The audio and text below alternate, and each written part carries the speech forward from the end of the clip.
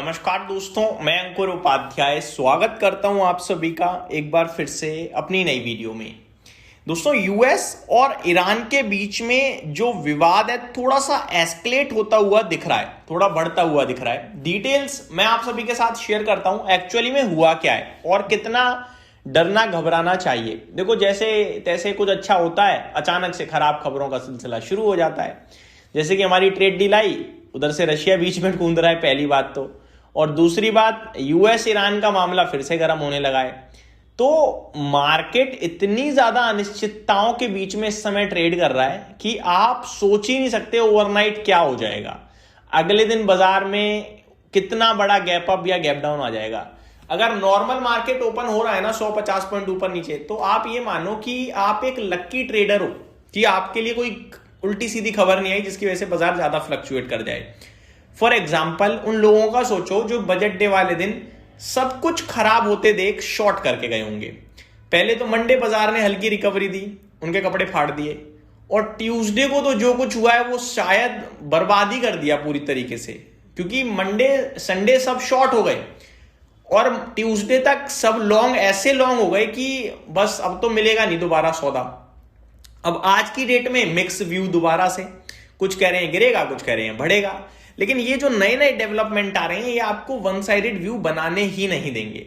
ऐसे में दोस्तों, मैं तो अपने व्यूअर्स को ये कहूंगा कि इन्वेस्ट करें, जैसी कोई खराब खबर आए, बाजार गिरे, खरीदें, क्योंकि खराब खबर टिकती नहीं है ज्यादा लंबे समय तक। ठीक है, ये आपको समझ में आना चाहिए। अब ये जो यूएस ईरान की जंग की बात चल रही है, इसको मैं आपके साथ शेयर करना चाहूंगा सिंपल और सरल भाषा में।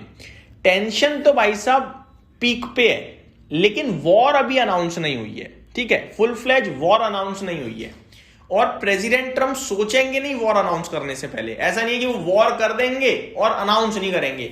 उन्हें तो मजा ज्यादातर बोलने में आता है करने से, वो पहले बोल देते हैं फिर कर देते हैं। तो उनका ट्रुथ सोशल बस चेक करते रहो, जो होगा सबसे पहले वहीं पता चलेगा। अब मैं आप सभी के साथ डिटेल शेयर करूं थोड़ी सी। तो सबसे पहले हुआ क्या है, यूएस ने एक अरब सी में ईरानियन ड्रोन को मार गिराया है, जो कि उनके एयरक्राफ्ट की तरफ तेजी से बढ़ रहा था, और इसको यूएस ने कहा है सेल्फ डिफेंस। ठीक है, ईरान के रेवोल्यूशनरी गार्ड्स ने यूएस फ्लैग्ड कमर्शियल शिप को भी रोकने की कोशिश की है। तो जो शिप जिसपे यूएस का झंडा लगा हुआ था वो ईरान की तरफ बढ़ रही थी, उसको रोका है और उसको रोक दिया गया है। सिचुएशन टोटली कंट्रोल में है, उस शिप ने कुछ करा नहीं है। ठीक है, तो दोनों तरफ से क्या है कि कुछ ना कुछ तो हो रहा है, लेकिन फुल फ्लेज अभी वॉर अनाउंस नहीं हुई है। अब दोनों तरीके के जो लीडर्स हैं ना, वो बड़ा ही डिप्लोमेटिक वे में काम कर रहे हैं। जैसे कि इधर से ईरान भी कुछ कर रहा है, उधर से यूएस भी कुछ कर रहा है। अब यूएस क्या कह रहा है, पहले ईरान क्या कह रहा है वो बताता हूं। ईरान कह रहा है कि ईरान ने कहा है कि वो टॉक को परस्यू करेगा और टॉक के लिए डिप्लोमेट्स को ऑर्डर दिया है। ठीक है, यूएस और ईरान के बीच न्यूक्लियर नेगोशिएशंस ओमान टर्की में प्लान हो रही है, यानी डिप्लोमेसी की कोशिश भी हो रही है। Some regional countries for example UAE ने भी यूएस ईरान न्यूक्लियर डील के लिए कांटेक्ट बढ़ाने का प्रेशर डाला है। ठीक है जी, तो बातचीत चल रही है जहां पे शायद इस न्यूक्लियर डील को लेकर बात हो जाए, दूसरी जगहों पे हो रही है। अगर हो जाती है बढ़िया है। अब इसमें हो क्या रहा है, हो रहा है यूएस ने कहा है कि मिडल ईस्ट में स्ट्रॉन्ग मिलिट्री प्रेजेंस बढ़ा दिया है। यूएस ने मिडल ईस्ट में स्ट्रॉन्ग मिलिट्री प्रेजेंस बढ़ाया सो दैट अगर कुछ भी होता है तो जंग होगी तो डेफिनेटली बड़े लेवल पे होगी, और उसके वहां पे एयरक्राफ्ट वगैरह तैनात है, वो उड़ा देगा।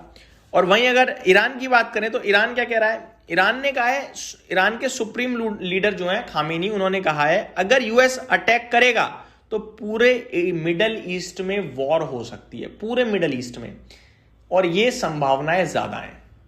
अगर वॉर हुई तो पूरे मिडल ईस्ट में ही होगी, ऐसा नहीं है यूएस ईरान तक सीमित रह जाएगी। इसीलिए यूएस पूरे मिडल ईस्ट में अपने डिफेंस इक्विपमेंट्स को बढ़ा रहा है। वहीं यूएस क्या कह रहा है, यूएस कह रहा है, ट्रंप ने कहा है नेगोशिएशन चल रही है, अगर डील होती है तो मिलिट्री स्ट्राइक अवॉइड, अदरवाइज तो भैया प्रेसिडेंट ट्रंप को आप सभी जानते ही हो।